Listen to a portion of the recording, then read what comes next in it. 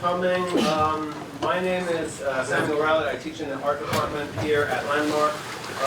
And it is my great privilege and honor to introduce Dr. Ousmane Power-Greene.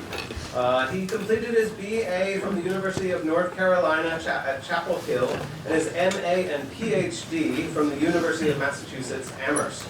He is Associate Professor at Clark University in Worcester, Massachusetts, where he has taught since 2007. For Clark, he taught courses at the University of Connecticut Storrs, Hampshire College, and the University of Massachusetts Amherst.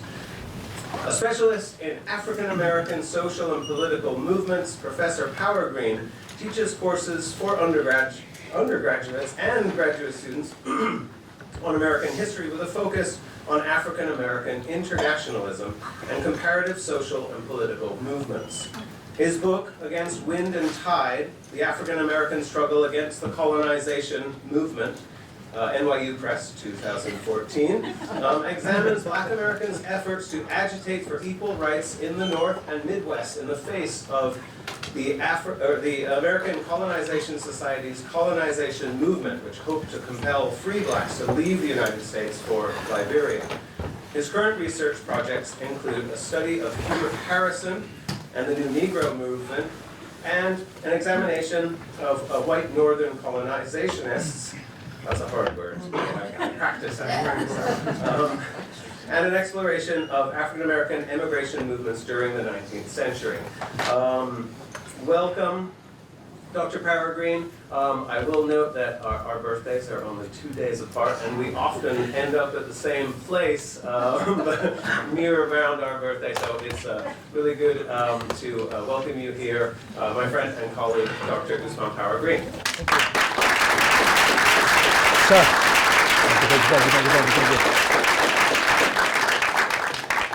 All right. How are we doing in the back? Can everyone hear me? Yeah. Yep. Great. First and foremost, I wanted to thank everybody for inviting me out. You know, when you have an opportunity to take your work to other university communities, it's always an honor. It's something that people think you get all the time, but actually you don't. It is truly special to be invited out and to join you all in this conversation. It's actually, you know, as we'll see, a national and global conversation around race, around monuments and memorials. The day has been packed. My brain is on fire. I want to run and change everything I wrote because of these great conversations I had and the 2 courses I visited.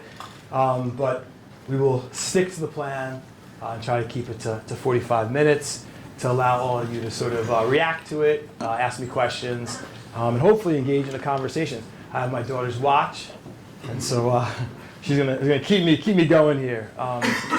And so, just a couple, just one more thing as sort of an intro to give you a sense before I dive into this. I started really thinking about this controversy, like many people, going back to Charlottesville. But actually, students asked me when I sort of really began to formulate, and really actually after Ferguson, right, in terms of Black Lives Matter, and almost soon after that, all these different universities, right, to begin to rethink the names of their buildings. And so the thinking about history, memory, and how we think about ourselves as a community is something that that I've been thinking about for at least 5-6 years. My talk today will be relatively formal. I will start off maybe grounding things here, and then I want to sort of take you with me as I've gone around the world, pretty much to Europe, we're going to talk about and looked at representations of Black freedom movements there, sort of how they're depicted. So when on August 11th, 2017, activists and faculty joined with the University of Virginia's students to protest a white nationalist rally in response to the Charlottesville City Council decision to remove Robert E. Lee, no one could have predicted the firestorm that thrust Charlottesville, Virginia into the national imagination.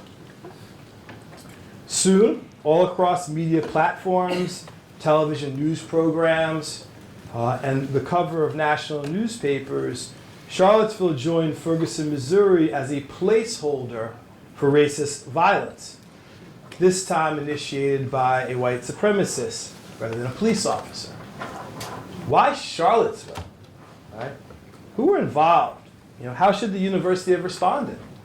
Right? How did the university respond? Right?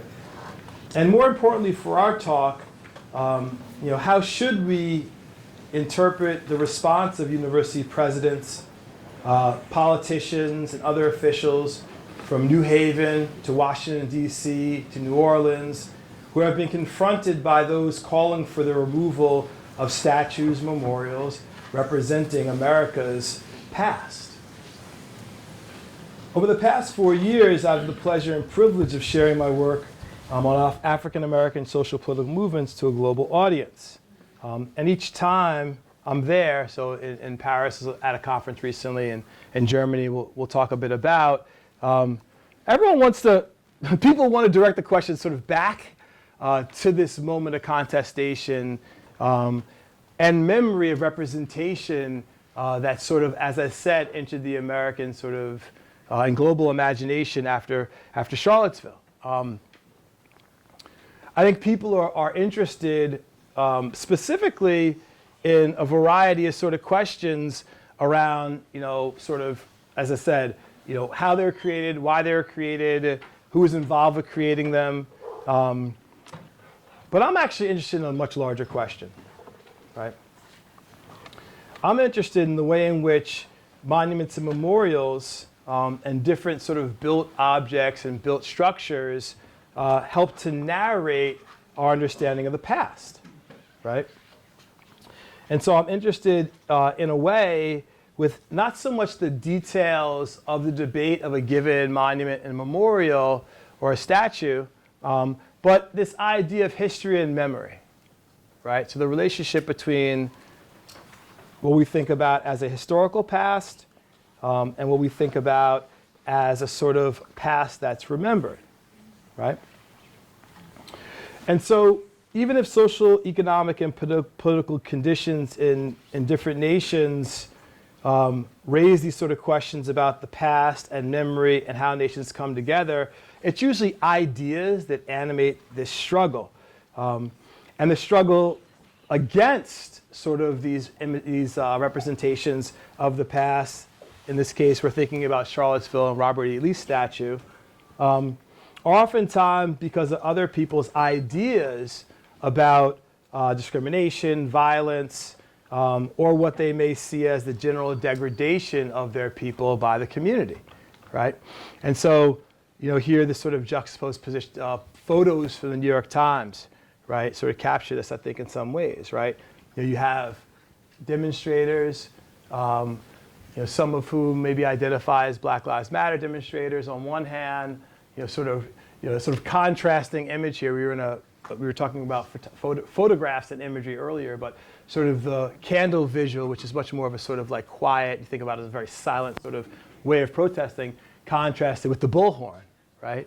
And I think in a lot of ways, this contrast between sort of a loudness for recognition and also sort of a quiet sadness and frustration at the overall argument or fight that's taking place, I think is the exact range of dynamics that take place. On the other hand, we have a very sort of appropriate picture of Richard Spencer, and it's interesting the Times you chose this picture to try to recreate for us, and in some ways narrate for us a sort of angry white nationalists and sort of the fire behind that. What's interesting about this moment, and also when we think about the effort to take down the monument, Confederate monument of Lee in New Orleans, is that it's oftentimes framed around a sort of recent new sense of awareness about an idea being wrong, right? So I said it's animated by ideas. But in actuality, when you look at the history of African American social and political movements, engaging monuments, memorials, seeking to take them down, seeking to challenge them, are not at all a sort of new idea, right? It's actually been central to African American freedom struggles. right? So this idea of a built landscape, an idea of what people choose to create actually goes much further than the recent past, although it's oftentimes framed, right, around, as a sort of recent phenomenon, which also begs the questions. I don't know if many people ask this question, but, you know, how didn't people know that that Robert E. Lee was offensive, or how could it have lasted so long, right? Did people wonder that, like, you know? And my response to that question, and this in this case of New Orleans is a great example of this, is that there have always been people, right, a minority of people who actually have been contesting it, right? But what do we know about sort of people in communities, right? The majority of people seemed either somewhat indifferent or uncertain how to proceed, right? And so as in New Orleans, the monument to Lee and the one at Charlottesville sort of stood there all the time, right? It's a particular historic moment that happens that compels people to rethink the ideas about either engaging the statue and sort of challenging it, right? Or in some cases defending sort of it being there, right? Or galvanizing people around taking it down, right? And so specifically what I mean about that has to do with the sort of grassroots movement that actually was a part of the New Orleans case, right? And so, and this sort of doesn't get narrated in the media, and this is why I think it's very important to think about, right? When it comes into the New Orleans case, there was a grassroots, and this is from the website, Take It Down NOLA, that this organization, this entity, this group that formed has that sort of represents these images. But this sort of idea and this movement actually came from the grassroots, right? And it actually came from what I'm talking about as sort of a Black Lives Matter moment, right? And so as a person that studies social and political movements, and some of us in here who study social and political movements, what you know is that the issues, the ideas, the sort of frustrations, the feelings among those who feel marginalized or oppressed have been there, right? And so the question is, why during a particular historic moment, right, is everybody else, right, the rest of society interested in engaging in those questions or issues, right? And so when I talk about Black Lives Matter moment, right, I'm making this argument that it is within the context of the movement that challenges police brutality, right? Sort of beginning with thinking about Trayvon Martin, and then as I mentioned before, Ferguson, Missouri, right?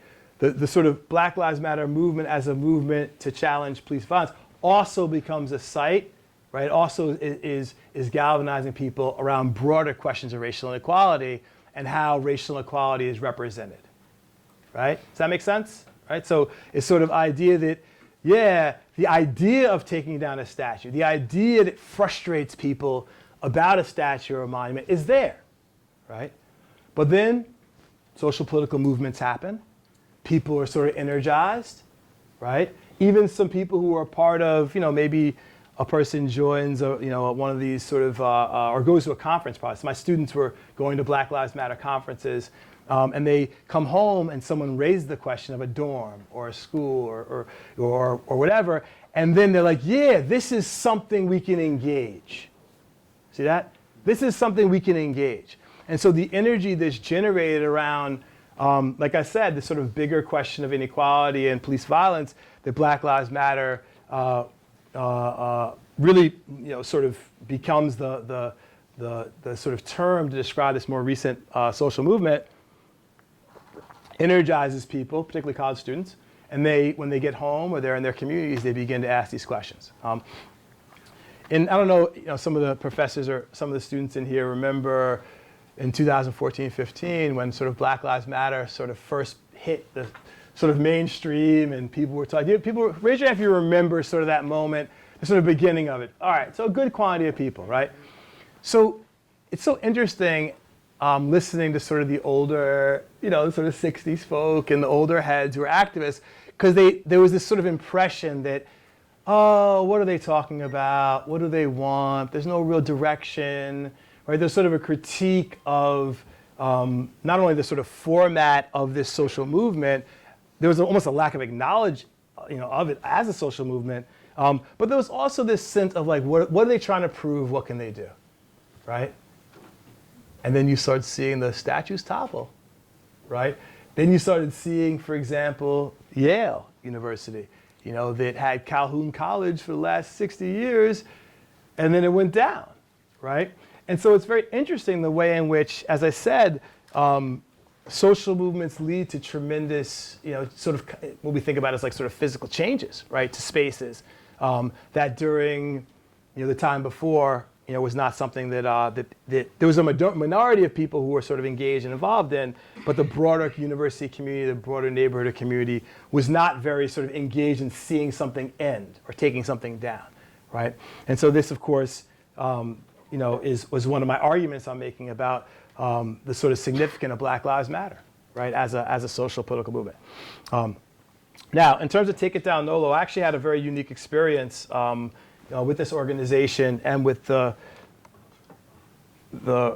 monument that ends up being taken down. Some people in here maybe did a little bit of studying about this. Raise your hand if you've read or studied about this before, the sort of process of taking it down. Just a few people. I almost was going to show the footage, so maybe I'll narrate for everybody. So once this issue came, there had to be those who were taking it down were wearing bulletproof vests, right? They were taking it down at nighttime in some cases. I don't know if people saw that footage, because of the threat of them being shot taking down the statue, right? And so this, issue of taking down this statue on this huge pedestal was something that generated that level, right, of anger and frustration to the point where the people who are like, it's my job to take it down, like I'm not supporting either way, right, feel like their lives are threatened, right? But the mistake, I think, in how we sort of usually view this is the emphasis becomes sort of on, as I said, the taking down part of it and not on the social movement. You see that? So suddenly the mayor, right, is on there giving the speech. We watched the speech. He's like, it's time to take it down, and it's been too. And it's sort of like, yeah, like we're like, wow, this guy gets it, and this change, right? But what we don't ever really hear, right, is a sort of story behind it, right? What led the mayor, right? What compelled the mayor? What almost forced the mayor to be put in this political position to have to take down the statue, right? And I said it before, I was fortunate because one of my students at Clark, Rachel Cockrell, so she was a history major, I was on her honors thesis, and she moved to New Orleans. And so she actually was a part of all of this, right? And so when I went to visit New Orleans a few summers ago, I had a chance to sit down with her, and she sort of took me through the sort of contestation over the organization, Take It Down, this organization that I have represented here. And because she worked sort of for like the historical preservation, right, in New Orleans, she also was very sort of aware of the inside conversation that was happening over taking it down, right? So what's the inside conversation? All right, I'll tell it to you, right? So in this organization, this sort of nonprofit state organization that's responsible for monuments and memorials, the executive director of it actually supported keeping this Lee statue, right? So as Take It Down NOLA, this organization of grassroots folks are organizing, putting pressure, petitions, right, around. Inside the doors, the executive director had that position on this, right, which is, we can't take it down. We shouldn't take it down, right? Those who are sort of involved, who are like on the board, some of which were sort of either way on it, some were uncertain. There was a sort of a rather lengthy sort of debate about it. But ultimately, they decided, as you, of course, know, the end of the story, under pressure from below, to take it down, right? Now, here's what's interesting about this. The woman executive director ends up getting fired and pushed out after this, right? And so, again, she sort of stood behind keeping it, right? There's a percentage of people that said, look, we need to keep it. We need to use it as a tool for education. But as social movements, the sort of waves of social movements happen, right, there's a lot of collateral damage. And if you're on the wrong side of the debate, you lose your, you're not elected in office. Sometimes you lose your job, right? And this is part of the reality of social movements, right? Now, from the vantage point of Take It Down NOLA and sort of like the people who are grassroots, they're very, of course, very happy. Like she's standing in the way, and there are folks standing in our way, right? But to others, there is a view of a sort of, and this, I think in some ways, part of what makes me think about this is the sort of representation, of the sort of Black Lives Matter, the provocative, loud black person shouting in a bullhorn and sort of being disruptive, right? The idea of disruption being sort of viewed as sort of speaking loudly and provocatively and maybe not, speaking out of turn, right?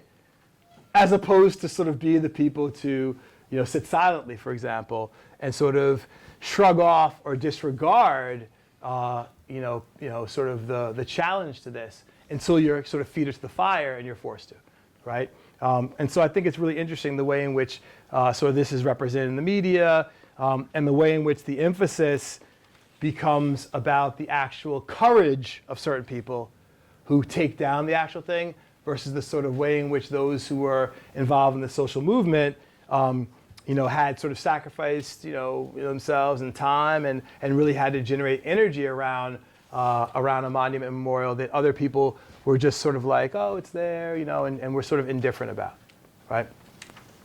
I use this case study, thinking about New Orleans because it actually reflects, what I've seen to be the majority of circumstancing and the majority of cases of debates and contestation over monuments and memorials, right? I don't have the slide here of the example I just used at Yale, but does anyone know about the Yale story of Calhoun College?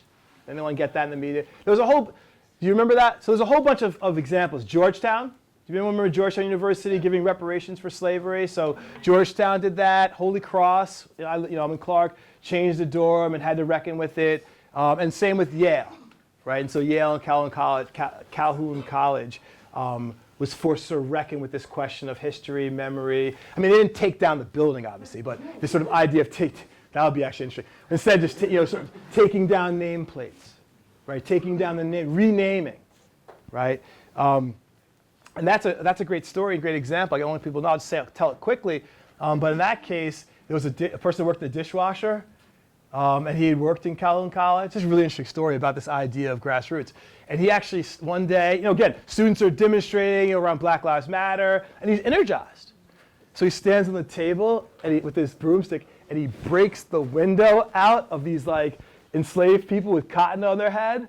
I sort of smile sometimes when I get like things are ridiculous. So it's like people with cotton on their head, right? Because John Calhoun, for those who don't know, is a very prominent South Carolina planter and slaveholder and politician. And so it's Calhoun College is named after him. So the imagery in one of the glass is of a slave with cotton. And so this guy decided to break the window. Of course, he was subsequently fired, right? And then students on campus heard he was fired. And they started protesting. And then the university said, maybe we won't press charges. No, that's not enough. Like, okay, well, we'll just put him on probation. That's not enough. And the next thing you know, he's back to his job, right? And what's the name? I forgot the name. Calhoun College is no longer Calhoun College, right? Very interesting. Back to my sort of argument about ideas and social movements, right? I mean, it wasn't the first person that was there, sort of, they thought, oh, John Calhoun, like, isn't he that slaveholder? Like, no, the idea isn't new.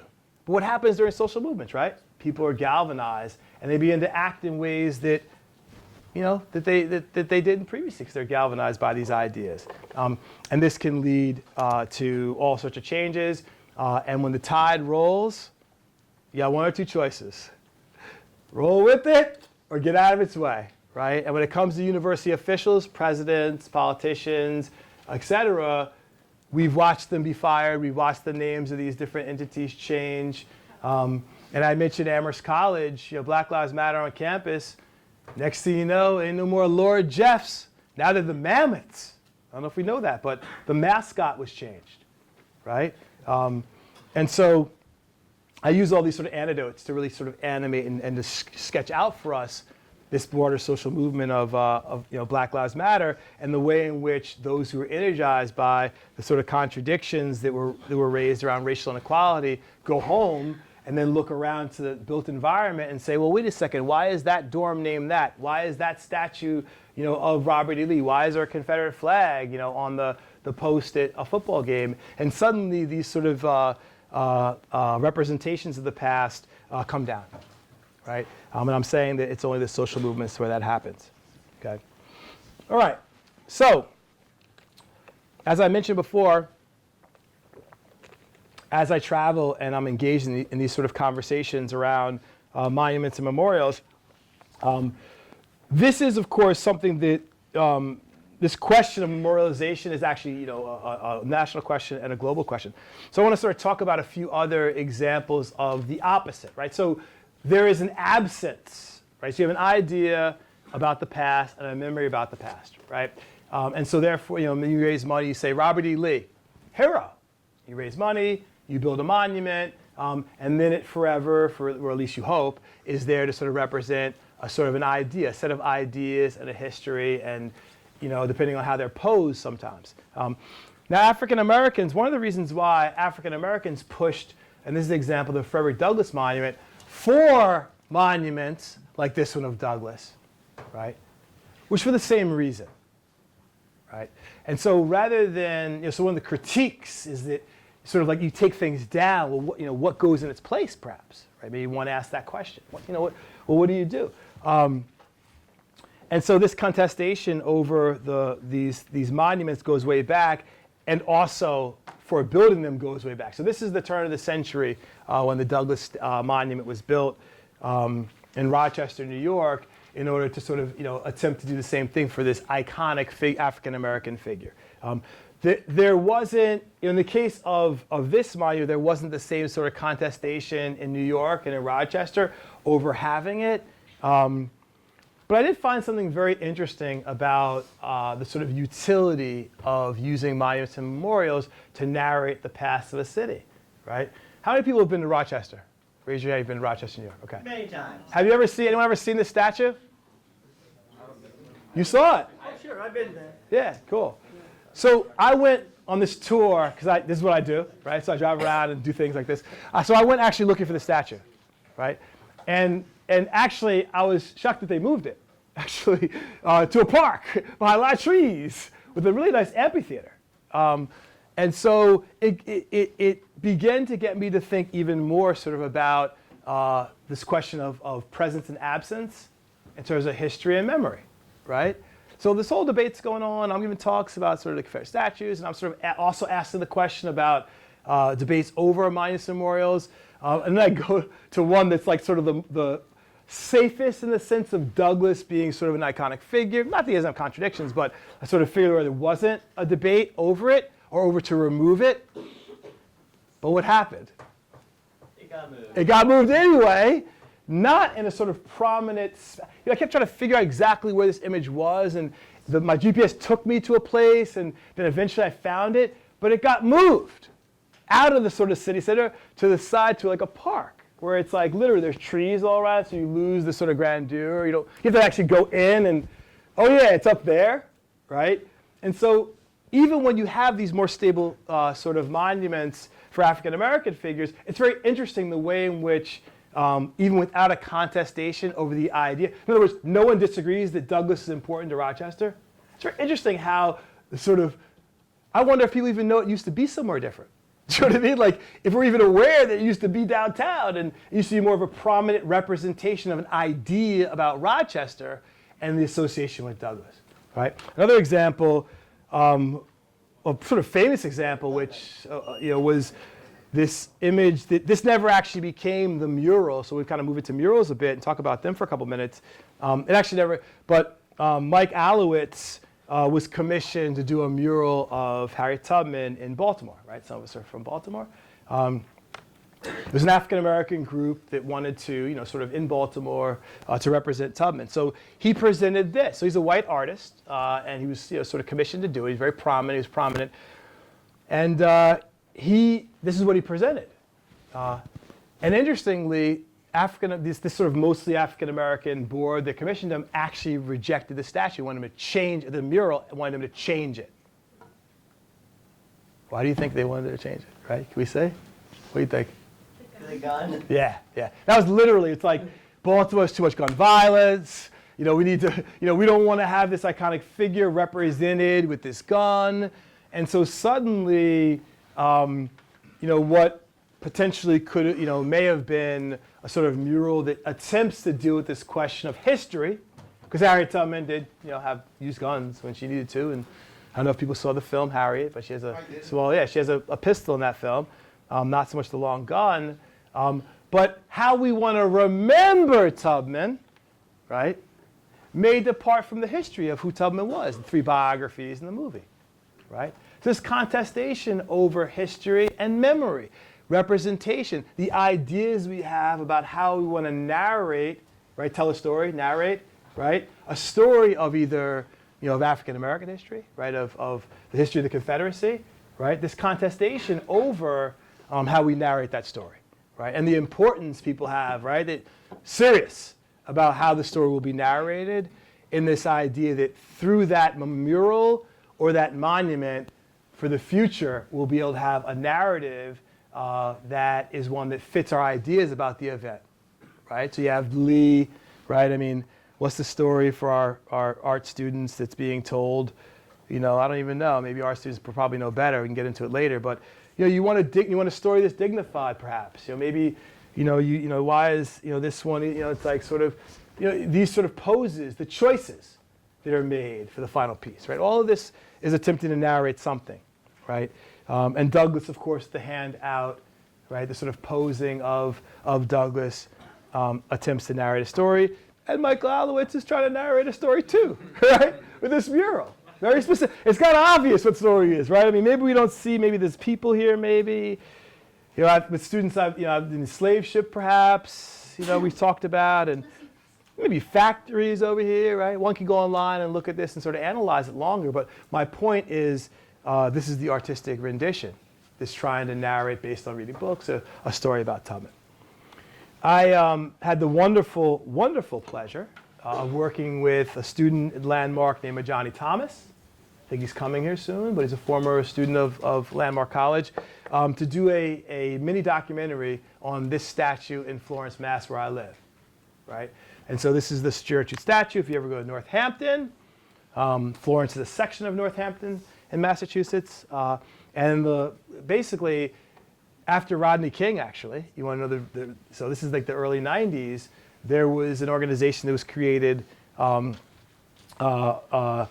in Northampton to deal with sort of racial equality, and then after they sort of met and they sort of began to do their work in the early 90s, they decided that, we need something a little more permanent besides, they had a day, sort of a day to end racism, where they had a banner and they had 52 programs in Northampton in the early 90s in order to get at racism. But after the sort of day was, the sort of year was over, they started beginning to conceptualize raising money for this statue. So it took about 7 years, about the late 90s, early 2000s, they were able to kind of get enough money to commission an artist to build this statue.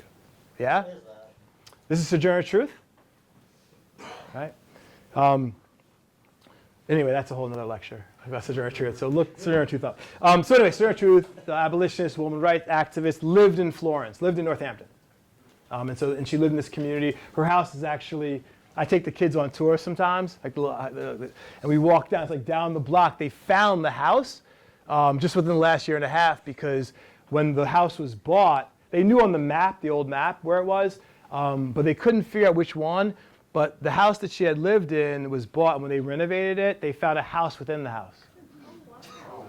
Yeah, so they were able to sort of, because it was like they built on, you know what I mean? It's like the house was like smaller, house was small, and they had built on. But when the new people renovated, they found it, and they brought the architects that volunteer at the David Ruggles Center, which is right near here, which is an abolitionist center, and it's in right down below this. They got the architects and volunteers, and they looked at the map like, oh yeah, this is it, definitively, right? So they were able to sort of identify it. But anyway, so the statue was created. So here's what's interesting when I did this documentary about it, right? So the idea we have about, I live in Northampton, so the idea we have about ourselves in Northampton is a very liberal and progressive community, right? So it would make sense that this liberal and progressive community would rally around the raising funds and creation of the Sojourner Truth statue. It just sort of fits the reason. However, when me and Ajani went around and began interviewing people, we actually found out the contestation over the creation of the statue, right? Which I was surprised. I was there at the time, and I went to the event at the end with the unveiling of the statue, right? But I didn't think there was any contestation. But you start interviewing people, and they say, oh yeah, no. They say, yeah, there were people who didn't want it, right? And there's a variety of arguments, okay? Right? History and memory, right? Some of the arguments were, why are we memorializing and having a statue to Sojourner Truth when there was a abolitionist named Samuel Hill, right, who actually was a fairly prominent abolitionist in the area. He's the one who sort of, did the finances and recruited Sojourner Truth there. And he ended up afterwards, after the Civil War, to go on to sort of be the father of Florence, and his son becomes very prominent, and he was a really prominent white male who did a tremendous amount of good, was a person in the community. So some people said, why are we doing Sojourner Truth? She didn't only live there for a little bit of time. We should do Samuel Hill. See that? Memory. What do we want to be remembered? What do we value? What do we feel like is the most important person, perhaps, to narrate the struggle against, in that case it was slavery, but even racial inequality. For some of us it's like Sojourner Truth, obviously, right? But some people back then it was like, no, Samuel Hill, right? And there's another argument, which is a little, maybe disturbing for some. There were people off the record who said, we don't want no statue to Sojourner Truth, and have a bunch of black kids from Springfield and other cities come up here and say they're going to see the statue and looting stores and stealing things. This is what's great about making documentary films, right? Okay? So interviewing people, and all of a sudden the truth comes out, right? And again, these are conversations off the record that people had. The person I was interviewing, Steve Strymer, white male in the community, sort of prominent printer in the community, and very involved in this work. But sort of the men's locker room, sort of like off record, not during the actual meeting to talk about it, but after the meeting. This is the sentiment, right? And so again, contestations over memory and history, right? And what ideas and what people, who we speaking to, what audiences, right? And how can a certain statue disrupt a space, right? In this case, the view, at least by some people, is that having this statue would disrupt their community by bringing the other into the community, right? Now, I use that as an antidote because we didn't have an opportunity to actually interview all the people. Do you know what I mean? Yeah, I'm going to finish up now. I'm going to get questions and comments. But we didn't have the opportunity to sort of really get into it and do a full, it was a short piece on the statue and stuff like that. But it definitely, for me, is a very sort of useful entry point to think about the way in all spaces, in many spaces, in the most progressive spaces, when it comes to thinking about what parts of the past we want to be built in a part of our built community. Is something that becomes a really important sort of factor in it. All right. Last one. What I got left? How much time I got? 5 minutes? Okay. Let me just take this global, and then I'll allow other people to come into the conversation. And I just want to go. I know I was going to talk about that stuff, but I just want to sort of talk about this on a global level for the last 5 minutes and just share with you some of my experiences. So, first and foremost, we know Black Lives Matter is a global phenomenon, right? Yeah. And if we don't, it's very interesting sort of younger age, right? Because people who are on Twitter and sort of live in the digital universe are aware of such things. But those of us who are more sort of paper and linear probably are shocked to know that in Berlin, Black Lives Matter is something that animates conversations, discussions, global conversations about race and identity, right?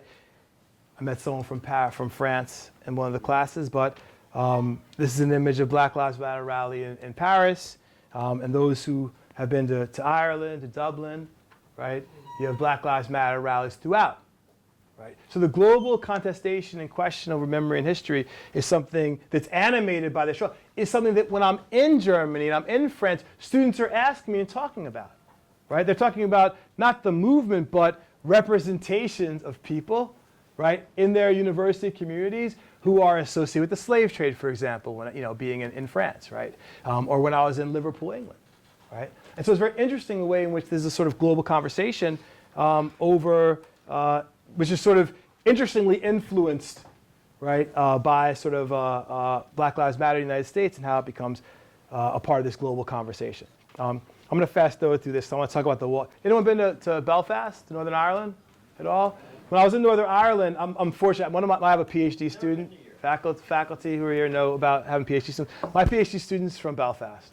And so he, when I went to Belfast, he took me on a tour of Falls River Road, which is a site for a lot of the sort of struggles, the troubles in Northern Ireland. But the end of the location is the Freedom Fighters Wall, right?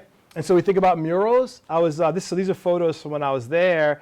I mean, we got Douglas, right, pretty prominently in the middle of it. And then we have this sort of, you have Obama, it's sort of like a bunch of figures that represent for those who, live in Northern Ireland, a sort of idea about social justice, an idea about racial equality, and these are inspirational figures. They're part of a global conversation to be remembered, right, through murals in this case. When I was this is a part of the mural Rosa Parks. When I was in Paris, I was actually shocked and excited. So this is the Rosa Parks stop. And do we know this? Isn't this interesting? Right? And so this is a picture of me hot, and I think I saw that shirt. My son took these shoes actually, so I don't even use it. But it says right there, it's hard to see it really, but it says Parks, and this is a more of a sort of artistic piece, right? As a part of a mural that's very textured and very interesting. And the stop, if you go online, they tell the history of choosing the stop, et cetera, right? So it's very interesting to think about the way in which African American struggle for racial inequality has been a part of narrating a struggle against inequality globally, right? How it fits into that conversation leads to inspiration towards thinking about race in these conversations, but also is sort of immortalized as something to look to inspire, right? And so when we think about, and maybe we'll end with this sort of question of, rebels or patriots, right? Thinking of St. Louis, Missouri, right? And sort of all these places, when I was there, I was thinking, heroes or terrorists, right? When you walk down, so this is a shot I took from Falls. When you walk down Falls River Road in Northern Ireland, you see some of these figures immortalized as sort of heroes, right? But that, in terms of the sort of British national identity, some of these people are terrorists, right? Some people died in Bobby Sands and others died in jail. And even at Gandhi, this is from University of Ghana. I was in Ghana 2 years ago, and this is a statue that was given to the university, and professors protested it. They protested taking it down, and they ended up moving it, right? Because they said, that Gandhi's history in South Africa, racist, sort of a racist as he was a younger person, and they felt offended by the statue of Gandhi, right? So this is like 2 years ago. That's a year and a half ago or so, right? So, we end with this question, perhaps. We have others, but are they useful? Can we use them? How do we use them, right, to narrate our past? Do we take them down and remove them? Will their absence be more valuable than them being there in order to generate discussion and conversation? One thing I do know, so that's for us to think about. I don't have the answer to that. I'm going to maybe see what you think. I know what I think, but I'll see what you think. So I'll stop there. Thank you all for your attention.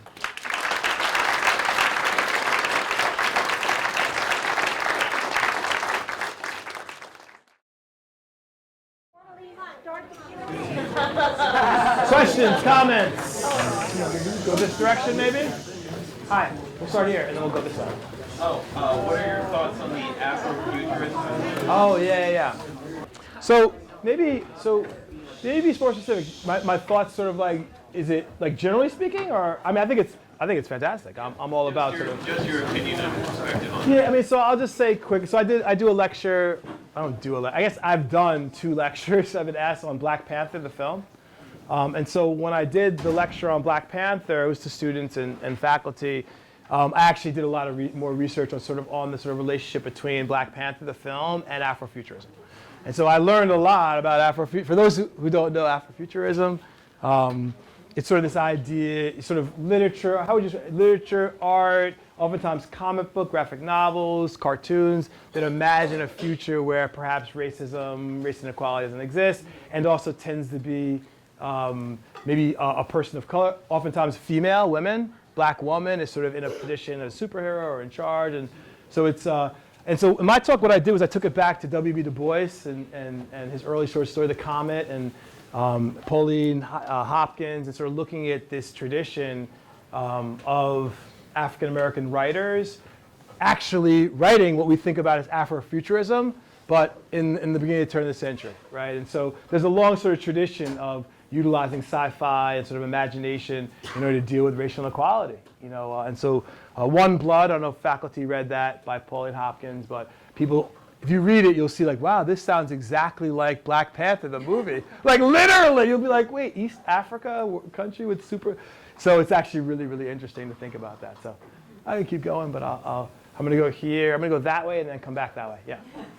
So I don't know if this exactly falls under murals or monuments or statues, but this is something that is definitely part of culture. Okay. Obviously, the film Birth of a Nation Yeah. is one of the most controversial films that has ever existed, and yet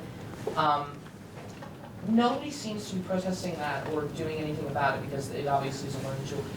Would you consider that it is something that people should consider to either question about why it exists in terms of what you just spoke about here? Yeah, so actually, Birth of a Nation, what's interesting about the debates around that film actually came out was that there are some, so I studied sort of Black radical tradition, and it's interesting that some of the folks, like the person I'm looking at, this book project, Hubert Harrison, actually thought protesting, demonstrating outside of Birth of a Nation, the NAACP in 1916 demonstrated, he actually thought that would just draw more whites to want to see it, right? And so there's sort of this paradox, right, around sort of giving attention to art or films that you find to be super offensive or controversial, right? Because sometimes, and you notice how like I try not to use like tons of people's names, and you know, it's sort of like you're giving a tremendous amount of power to them. But there's a film by Oscar Micheaux. Do you know this black filmmaker, Oscar Micheaux?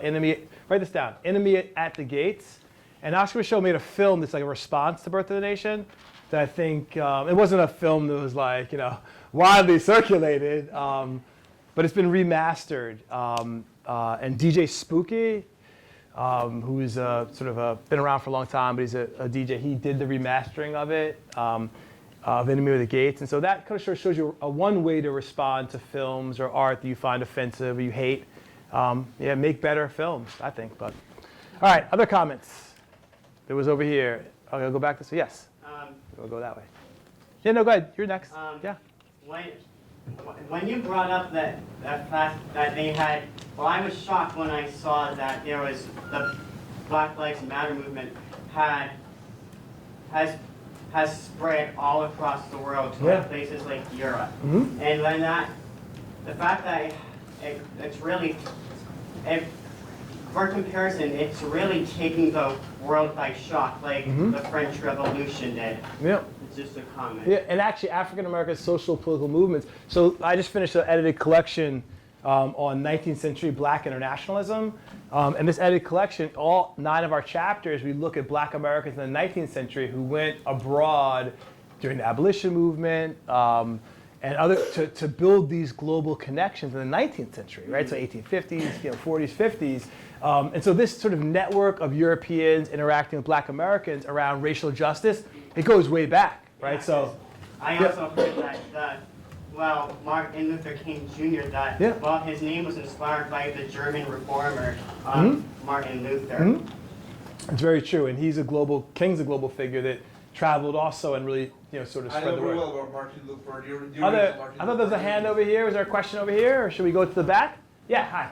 Oh, I just again not really about the statues or actually no. Has a lot to do with it. Yeah. It's how is social media bad or good for the talk of, say, racism or hate groups? Because there are some people who think that social media has somewhat made it worse while also making it better, because it's a place for recruitment of white nationalists who have no other place to go and find this other idea, this other ideal that they follow. I mean, again, this, the sort of scholars in the room could imagine a project that would measure that. I mean, I think it'd be interesting to see someone try to measure that. I've never read a sort of measurement of sort of does social media, directly correlate with racial violence, because there have been racial violence for a long time and without social media. But maybe someone could do a study and say, yes, indeed, our study shows that. So, whatever social media is, right? I mean, like, it's pretty broad, but that it does lead to racial, sort of racist violence. So my answer is, like any professor, that's a great project for one of you to do. Because I don't know the answer, and I wonder, and again, I'm not a social scientist, but I wonder how one would approach, or a social psychologist trying to do that study. I mean, it'd be a great study, but so you're up there. Hi. I remember like hearing a quote post Civil War from Robert E. Lee, said something to the effect of like, we should let the wounds of this war heal, so don't honor people like me. Yeah. So it makes the statue of Robert E. Lee even more absurd. Yeah, and again, what you just did, right? So you just did some great historical work, right? You went to a primary source, right? And you found out what Robert E. Lee actually thought about it, right? And this reinforces my point about history and memory, right? Because the great-grandkids are like, we're remembering you as this sort of way, right? Creating a physical object to memorialize you, even if you yourself, sort of like, critiqued it and thought it might be, problematic in a variety of ways. And so this is I talked about the contestation over history and memory, and that exactly it. People don't like historians in the room because they oftentimes contradict, as you just did, sort of like, well, actually, Lee probably wouldn't have supported this. What? It's like, well, I got the documents right here to show what he said. You know what I mean? This is where oftentimes historians and sort of people who do memory work and I guess more people who are in communities who are trying to rally causes, sometimes fall into debates and discussions. So, all right, some new people, So I'm from Southwest Virginia, and I live like in the mountains. Okay. There's actually a place called Hurley, Virginia. I don't know if you've ever heard of it. It's I haven't. A really obscure place in the coal mines. But the actual school there, their front doors are the Confederate flag. Interesting. And their mascot is the Confederate flag. And it's actually a public school. Yeah.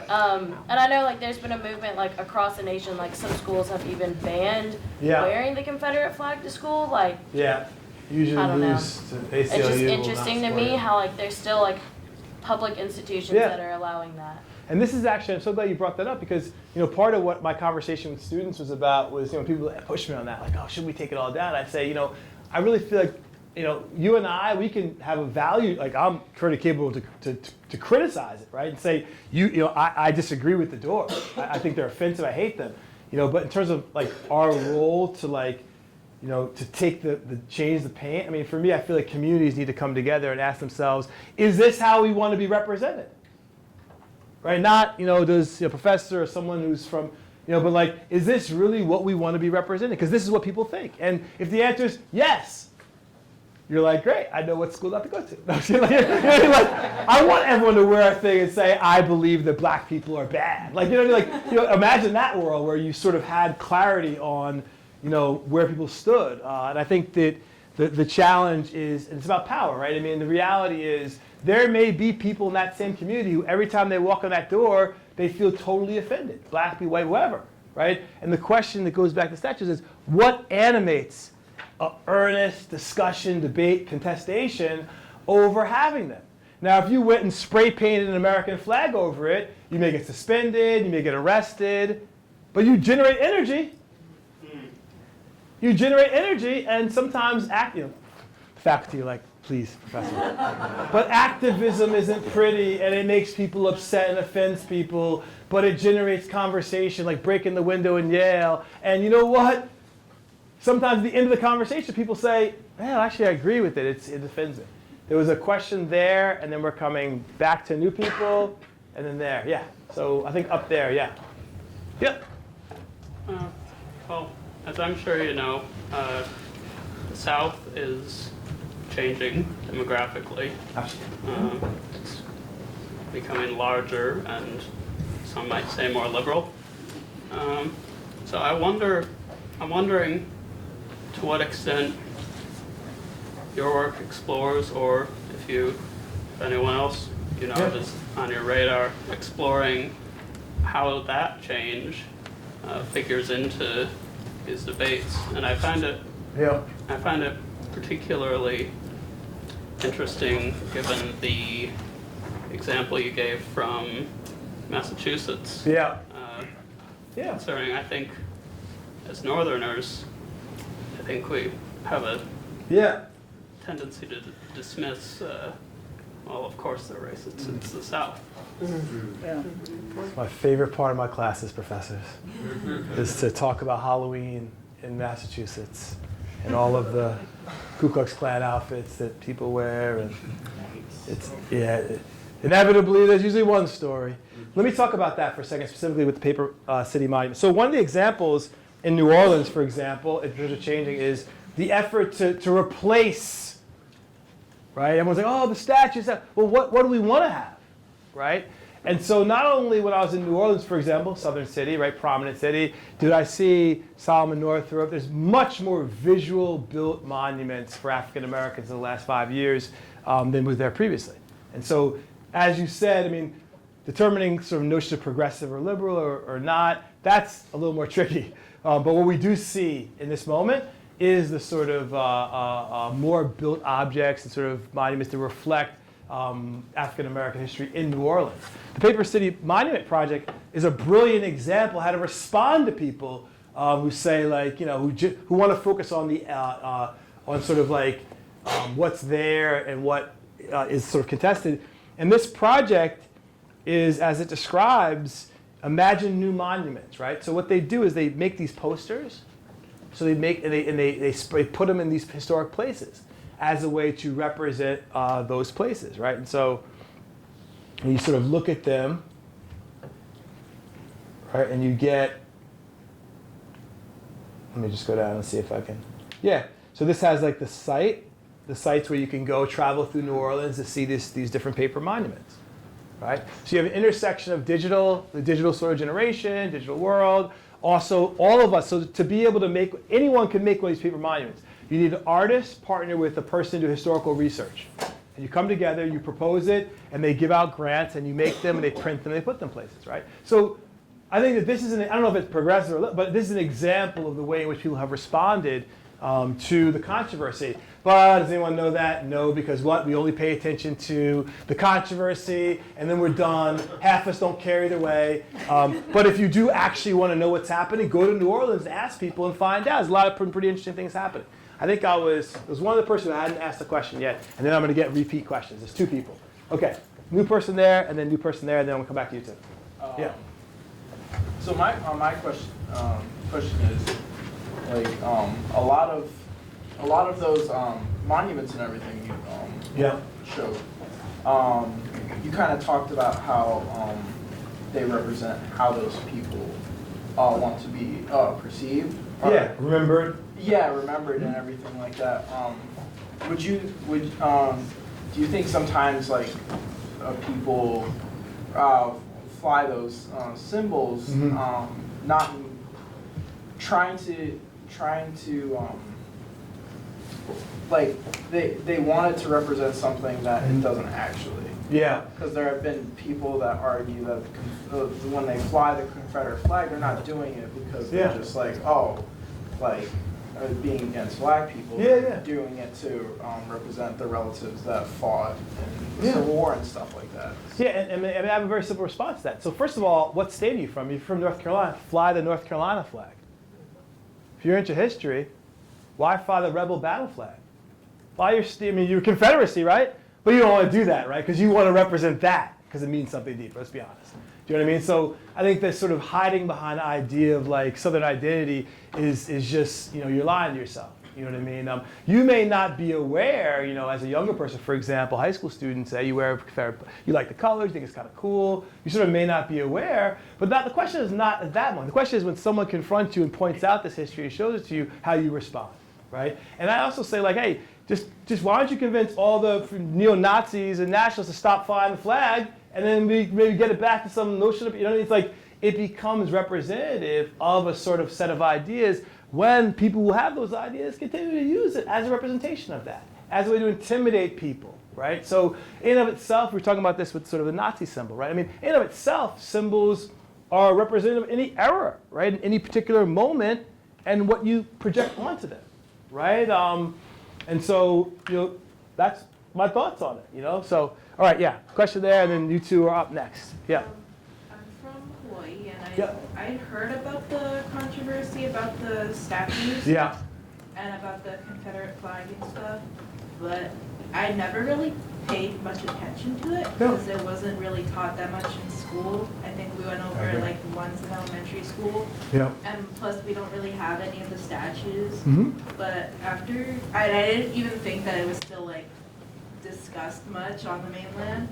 But after hearing like about the presentation stuff, I understand why it's such a big controversy and why people are like on both sides so opinionated about like whether to keep the statues or not. Yeah, and there's communities in Brazil, for example, of folk who left the United States and settled there, who are white Southerners, and so they have this Confederate every year. They have sort of a Confederate fair, and they have lots of the sort of, you know, the flag and everything sort of romanticizes the Confederacy, right? So you can go to other countries and like see a sort of like effort to capture that history in other countries, right? Which is very interesting, you know, in terms of thinking about that sort of sense of identity and what it means in those contexts. Comment, and then we'll get new people. There's one up there. Yeah. How do you? Say again? How can we take two more? Oh, and then really? Anyone who has additional. Okay. He's like, all right, you gotta cut it. How are we doing time-wise? 8:03. All right, it's fine. I'm like, I got all the way up here. I've been hanging out for all this. All right. So let me ask new people in, and then we'll if we have time, we'll let comments, and then we can just stay after for a moment and have more questions. All right. One more up top, new person. Hi. So I'm from Lexington, Virginia. Okay. Yep. And Lexington is a tiny town, but there's a university there called Washington and Lee University. Yep. And that's my hometown. Yeah, I've been there, yeah. And I've always struggled with this sense of this being a place that I love, but also remembering the history. And would you be able to talk a little bit about how, because did you say you were from North Carolina? Yeah, my mama who came, shout out to mama. My mom is right there, everybody. A little clap for my mama. So my mama's from North Carolina, from Winston-Salem, North Carolina. And my grandmother on my father's side from Alabama. My family's from South Carolina. And so we love, you know, this goes back to what you're saying. And there's, and we talked about this in one of the classes on reading race. I mean, Black Americans love the South. You know, many of us, we romanticize it, we love it, right? And so, you know, the question of sort of identity and so this idea, this past, is troubling. And it has been the center of, we talked about Toni Morrison's fiction, and you know, so many people, writers and artists have attempted, Black writers and artists have attempted to sort of deal with the struggle. And same with white writers. One of my favorite writers is Lillian Smith. Kills the Dream is a really important sort of memoir about growing up in the South. And so, yeah, you can find a lot of other people, and I'm trying to think of writers from like from Lexington, but you know, you find artists and writers in yourself. You know, maybe you're an artist or a writer yourself to try to deal with the sort of contradictions of history, you know what I mean, in memory and now. But I could definitely, I mean, there's no hatred of the South coming from me. I love the South, you know what I mean? I think there's sort of like this dichotomy that's created. We have to remember that slavery was sort of legal in the country, you know, as the nation, the United States. And the racial attitudes in the United States superseded slavery. I mean, in Philadelphia during the mid-1830s, I was writing about this the other day, I mean, the race riots, you know, against the Black community were horrible. in New Haven, where Yale was. The sort of race riots in New Haven in the 1830s were horrible, right? So this notion, this narrative about the South and being racist, it's just a myth. That's equally a myth, right? We know that racism is endemic all over. That's why I bring up the example of Sojourner Truth statue, right? So yeah, there'll be no South bashing out of me at all, right? And in fact, in some ways, this Paper City Monument project, actually, that I was talking about, I mean, New Orleans, go back to your comment, in some ways, they're making strides, y'all. We gotta get ready up here. Like in the north, like they're making strides, in ways that I think are stifled by sort of an idea that's better to not talk than to actually have a real conversation about racial equality in Vermont or Massachusetts. All right, last two comments. Comment, and then we'll stop. Okay. Hi. Do you think that the whole Columbus Day? Everyone got 30 minutes? Okay, go ahead. We'll get Columbus next. Go ahead. Do you want to know my opinion about the debate? Yeah, well, first of all, in New York City, for example, right, in New York City, they didn't take down the statue of Columbus Circle. They had a committee to investigate whether they should change it, and the committee was made up of prominent Black American architects and intellectuals and writers, one professor at Yale I met, and they all decided, no, we shouldn't take it down.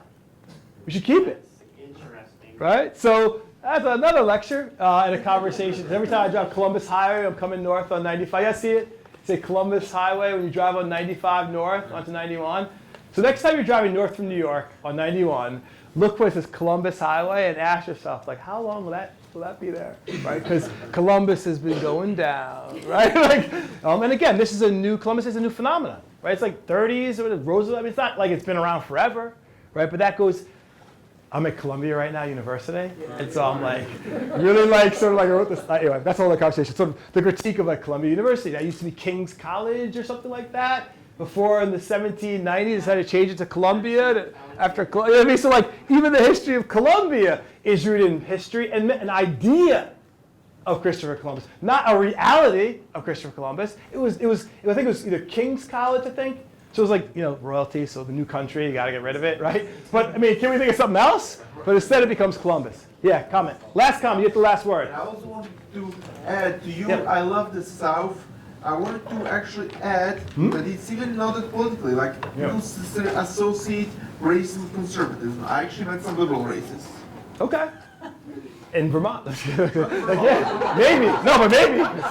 So yeah, no, that's, yeah. No, I mean, I'm agreeing with you. And I think that this sort of, again, this dichotomy has been an impediment, has blocked, I think, opportunities for us in Massachusetts and Vermont for having real conversations. And instead, we like to focus on somebody else, like Charlottesville, not Sojourner Truth statue. Or Mom Bet. So my last plea is Mom Bet. You guys know Mom Bet, Elizabeth Freeman. She sued for her freedom in Massachusetts, one of the first people to sort of sue, and she shaped the Massachusetts Constitution. Why is there no Mom Bet statue in Western Mass? So that's like my new pet. There's a statue in the African American Museum to Mom Bet. So you go to D.C., you got a Mom Bet statue. You go to Stockbridge, Mass, Western Mass, ain't no Mom Bet statue. It's like a little plaque near the graveyard. Oh yeah, Mom Bet was.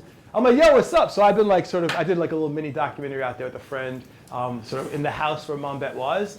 She becomes Elizabeth Freeman. It's a great story. But that's my new rally cause. Wow, we got a Mom Bet statue. We got to get a statue out there. So get some black women represented in this instead of another Martin Luther King statue, which by the way they're trying to have in Boston. I'm like, okay, so. All right, everybody, thank you for your time. I'm here longer. For my ride this time.